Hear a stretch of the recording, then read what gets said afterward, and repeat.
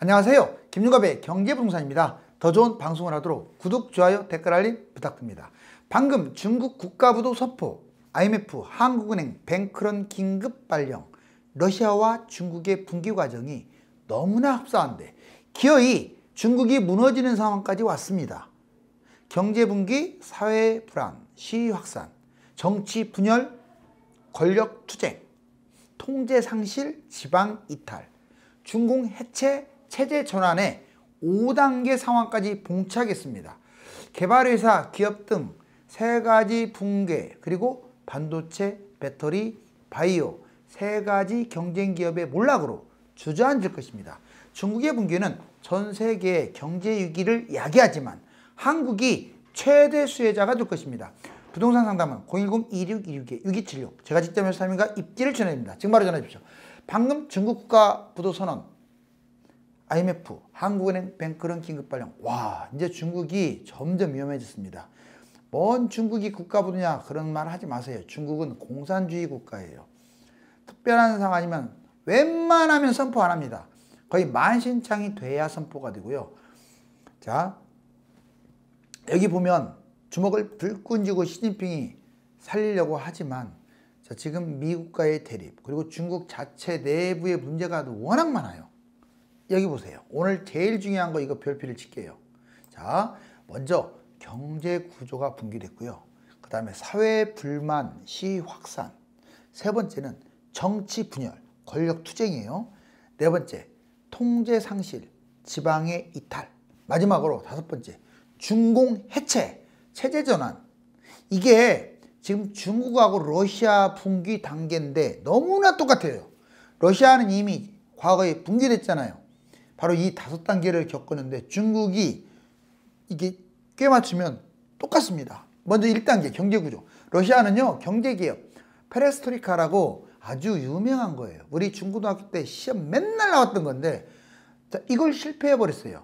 그래서 생산력이 문제가 된 거죠.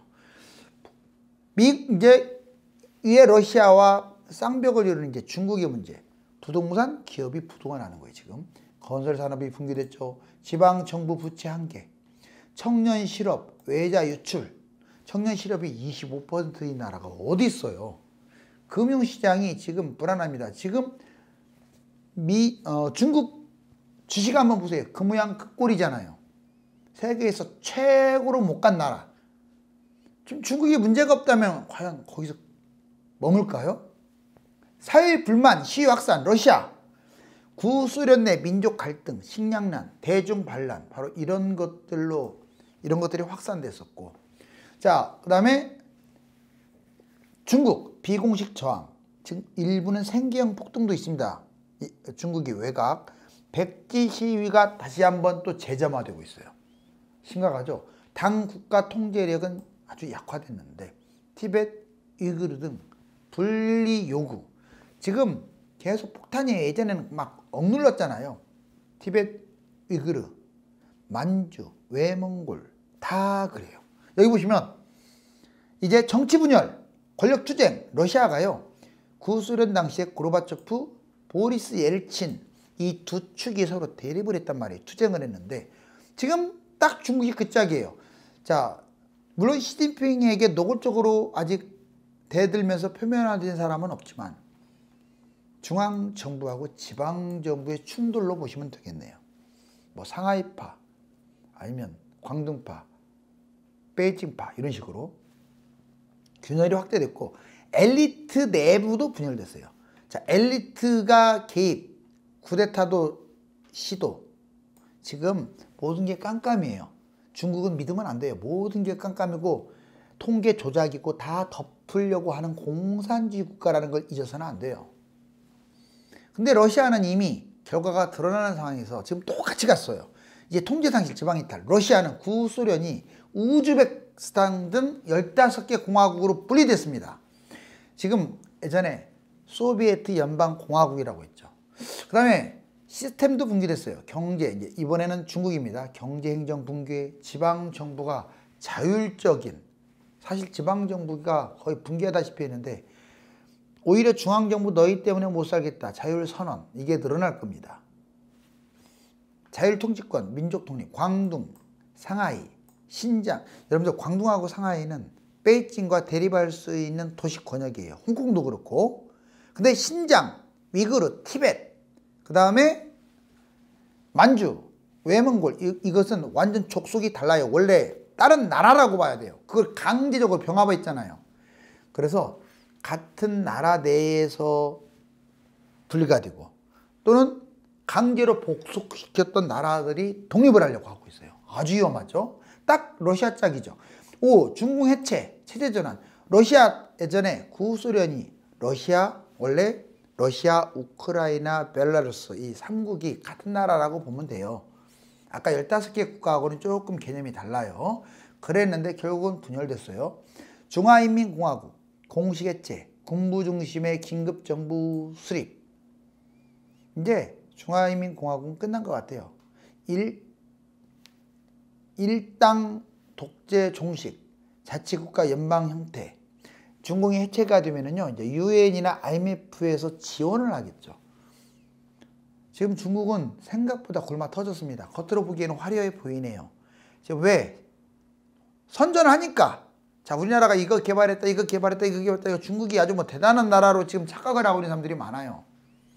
허세가 쩔었죠, 허세가. 여기 보세요. 자, 중국 3대 과잉, 국가 부도 유발. 자, 중국 경제 짓누르는 세 가지가 뭔 줄 아세요? 세 가지 과잉, 지나치게 많은 거 세 가지. 먼저 건설입니다. 자, 부동산이 붕괴되고 있어요. 과도한 건설로 인해 3천만 채 미분양. 와우, 3천만 채.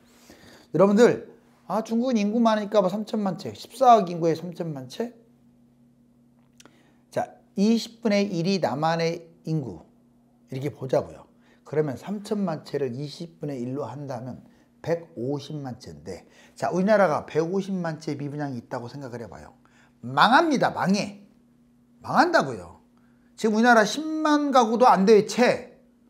미분양 말하는 거예요. 자, 그런데 중국 지금 3천만 채예요. 우리나라 150만 채하고 같은 거야. 버티겠어요? 또 150보다 오히려 그 합한 3천이 더 위험한 거예요. 중국은 지금 이거 부동산 살리기 어려워요. 중국의 GDP의 25%를 차지하는 건설 부동산이 붕괴됐고요. 75%에 해당되는 나머지 산업이 부동산을 따라서 붕괴될 가능성이 커요. 그래서 부동산이 지금 반토막 이상으로 폭락을 했는데, 이래서 내수 침체, 적자가 악순환되는 거예요. 두 번째 문제가 있습니다. 부채가 과잉이에요. 자, 정부, 기업, 가계 총부채가 300%를 추월했네요. 지방정부 자금 조달, 숨겨진 부채 위기. 현재 미국, 유럽 위기를 초월했어요. 와. 여러분들, GDP 300%라는 말은 GDP 100을 갚으면 거지 국가라는 뜻이에요. 이 나라가, 인구도 많은 이 나라가 아프리카보다 나은 게 뭐가 있어요? 빚이 저 따위로 많은데. 제 말 틀렸나요? 뭐 금이 많다, 뭐 기술이 많다. 빚이 많으면요, 다 갚아버리면 거지 국가 될 나라들 많아요. 우리나라도 거기에 해당돼요. 우리나라도 약 270%에 해당됩니다. 중국하고 큰 차이 안 나요. 근데 중국은 더 심각해요. 인구가 많은 상태에서 GDP의 300%. 지방정부 자금 조달, 숨겨진 부채. 자, 항상 공산국가는 통계 조작이에요. 지금 500%일지, 자, GDP의 1000%가 빚일지 알게 뭐예요. 자, 줄였으면 줄였지 그걸 확대하지는 않았을 거예요. 그러니까 더 심각하다고요. 자, 그 다음에 생산, 소비 진작보다 생산 증대에 초점. 너무 생산이 과잉이에요. 그래서 수출을 해야 먹고 살아요. 내부에서는 침체 때문에 소비를 못하고 있어요. 제조업 과잉 생산, 내수 침체, 해외 덤핑으로 팔고 있고, 공산주의 총체적인 위기입니다. 그래서 생산, 여러분들 성장률이 지금 4%대가 뭐예요? 막 추락하고 있잖아요. 즉 중국은 건설, 부채, 생산, 이게 과잉이라고, 지나치게 넘친다고요. 지도 한번 보세요. 구소련 국가, 중국 국가 이제 독립을 할 거예요. 우리나라한테는 최고의 소식입니다. 자, 제가 이런 말 한다고 막 저한테 욕하지 마세요. 중국은 분열돼야 돼요. 우리나라 잃어버린 땅을 찾아야, 자, 우리도 부자 강대국이 될 수 있습니다. 여기 보시면 여기 러시아 있고, 카자흐스탄, 우즈벡, 키르키니, 타지키스탄, 투르키미니스탄, 탄탄탄 끝나는 거. 그 다음 여기 에스토니아, 리투아니아, 라트비아, 뭐 벨로루시, 우크라이나, 몰도바, 그리고 자 그루지아.